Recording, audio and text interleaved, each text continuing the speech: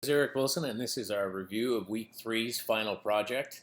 I'm going to kind of give you an overview of what I ran into as far as problems were concerned. And I'll use these screenshots to explain. Um, Building our first window was really not a problem. Okay, I'll show you how to do that in a second. Building the scrollable image gallery was not easy, but if you followed along with the sixth video, you were able to accomplish this. Now, getting this text to go to this image and then getting these images to come full screen is what we're going to cover in this video. To start with, I used the Bootstrap file to minimize the amount of code that I would keep in here. Notice I've got three, one, two, three JS files. So the reason I have three is because you're not supposed to keep all the code in one file. You've got to learn, or you got to be able to call in between, and you'll see why going backwards is not possible unless you use exports. Again, I'll explain all that. So the first thing you need to do is create a window to hold the navigation, which we did here. The main window, I called it my Eric Wilson's weather, and I had a background image which was right here. You can drag and drop. It was not in my images folder. Then, because I wanted the navigation window, which is native to iOS or iPhone, I didn't want a close button at the bottom for a couple of reasons. Aesthetically, I'd have to say was the first reason. You want to show as much, iPhone-ness as possible, and that close button reminds me too much of an Android device. Secondly, the close button that we used in week 2 had a huge get details code that went along with it, and initially I thought I could just copy and paste, and you really can't. So the navigation window really turned out to be the best way to go, and you want to do it on this first page because you want to be able to get back to the starting page, the opening window, the one that you open on, the one that's referred to as the menu. Declare a variable to create the view which will hold the text. All right. Then declare a variable to create a label for the text inside. This is stuff we've all done before. But when it comes to the require, you can call for both requires, but you've got to do it in backwards order, meaning call for full screen first, then call for weather gallery. If you do it backwards, your code won't work right. Add the view to the main menu, and then open the main window command, and then that should give you your first image, which I'll show you in a second. This weather gallery has the most code to it, but notice it's not in our Bootstrap file. Our Bootstrap file is only 42 lines with a lot of spaces and excess explanations. Declare a variable to run a function, then another variable for the window. What I mean by that is weather page is a function, weather window is a window, and that window has a title called weather. Don't forget to add that to the view container. Now the view container was back on, I'm sorry, not back on that page, but further down in the code. The view container is found on line 25, but you can add it to the view container on line 6. And again, you're not going to mess up with the order. Don't forget to call the navigation window from the first page.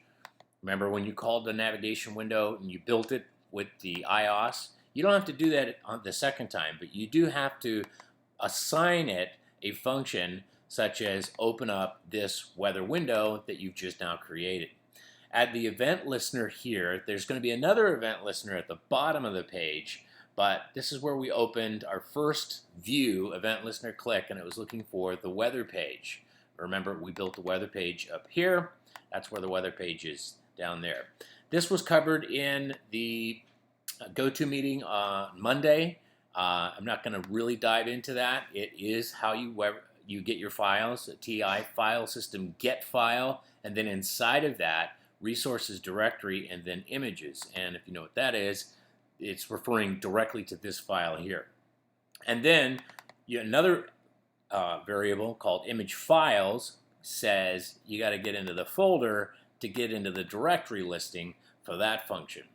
These solving the math that was hidden from us a lot of us were able to do, essentially take the width, because that's always going to change, but the margin isn't. The margin of 10, 5 in this case, because we needed 4 across, 2 on the outside, and 3 in the middle.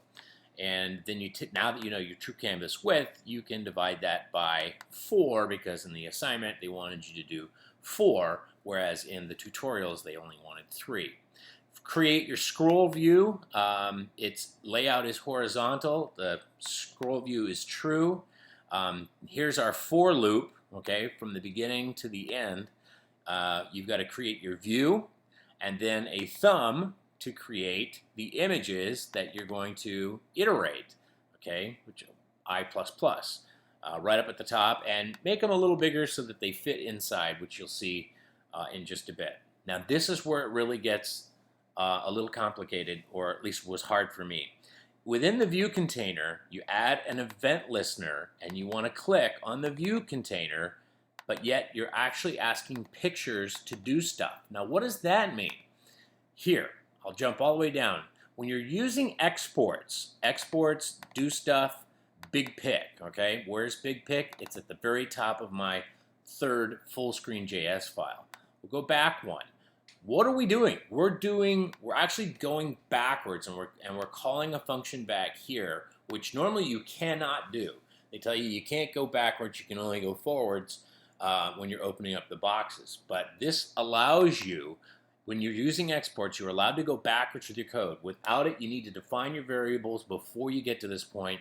Exports allows you to overcome the constraints of not being allowed to move backwards between JS files. This was my background image. This was, remember the event? Here, you're calling an event. Now you've got a source and the image itself. And then it's the exact same thing when you want to label the image. This was covered in the go-to meeting as well. The image lives on an object source. Remember that it created above was for this event, was created so you could do this. But the title right here and the image are the same, event source.image, and this is what it ended up looking like. There's my title. Click on here to see weather from around the world. There's the back button to get back to the title page. A lot of people started building their navigation windows here, and you were never able to get back to the front page, which is one of the requirements. It's scrollable. You don't see that close button down there blocking the views. And any of the views that you see, there's the image name itself. We go back to weather, there's the view. Go back to weather, there's the view. Sorry this took so long, but I did have a lot of help. I want to thank everybody that knew more than me and helped me out with this project. And hopefully this explains something and helps others out as well. Okay, have a great day.